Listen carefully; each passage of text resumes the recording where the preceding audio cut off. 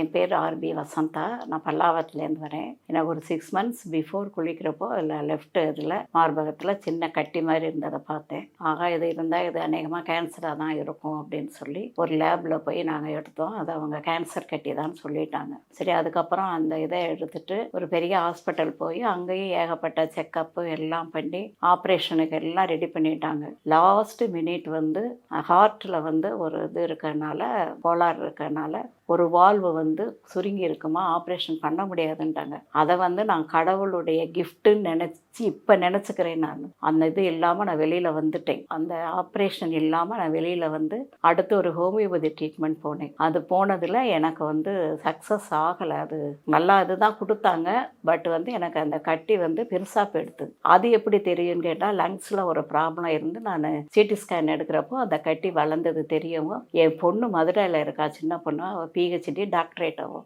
அவள் தான் எல்லாம் அந்த இன்டர்நெட்டு இதெல்லாம் நல்லா பார்த்துட்டு, அம்மா ஹாஸ்பிட்டலில் போ, அங்கே நிறையா பேருக்கு நல்லா இதுவாயிருக்கு, நீ அங்கே இருக்கனால நீ அங்கே போய் நீ ட்ரீட்மெண்ட் என்னன்னு ஸ்டார்ட் பண்ணு, வேறு எந்த ஆஸ்பத்திரியுமே நீ போகாத, ஆயுர்வேதிக்கு கேன்சர் ஒன்லி கேன்சர் தான் அது போன்னு சொன்னதுக்கப்புறம் நான் வந்து ஃபஸ்ட்டு ட்ரிப்பு இங்கே வந்தேன். அவங்க வந்து என்னை செக்கப் இதெல்லாம் பண்ணிவிட்டு ரிப்போர்ட்டெல்லாம் பார்த்துட்டு ஒரு 45 டேஸுக்கு வந்து எனக்கு மாத்திரை கொடுத்தாங்க. இந்த மாத்திரை சாப்பிட்றதுக்கு முன்னாடி நான் வந்து ஆக்டிவ்ங்கிறதே என்கிட்ட கிடையாது. எப்போ பார்த்தாலும் ஏதோ சாப்பிடுவேன் தூங்குவேன், சாப்பிடுவேன் தூங்குவேன், அந்த மாதிரி ஒரு இதுவே ஒரு நடப்படான்னு வச்சுக்கோங்களேன். அந்த மாதிரி தான் நான் இருந்தேன். எந்த விதமான ஆக்ஷனும் என்கிட்ட கிடையாது. ஹாஸ்பிட்டல் இந்த மாத்திரையை நான் சாப்பிட சாப்பிட சாப்பிட எனக்கு நல்ல எனர்ஜி, நல்ல பசி, நல்ல தூக்கம் எல்லாமே வந்து நான் முன்னாடி இருந்த மாதிரி ஒரு ஆக்டிவாக ஆகிட்டேன். எனக்கு 73 இயர்ஸ் ஆனாலும் நான் சும்மாவே எப்போதுமே இருக்க மாட்டேன். பட் இந்த ட்ரீட்மெண்ட்டுக்கு அப்புறம் தான் என்னுடைய உடம்பு பழைய நிலையில் வந்து நான் வந்து ஒரு வீட்டு வேலை பார்க்கவோ, ஒரு ஹெல்ப் பண்ணவோ, ஒரு வாக்கிங் போகவோ,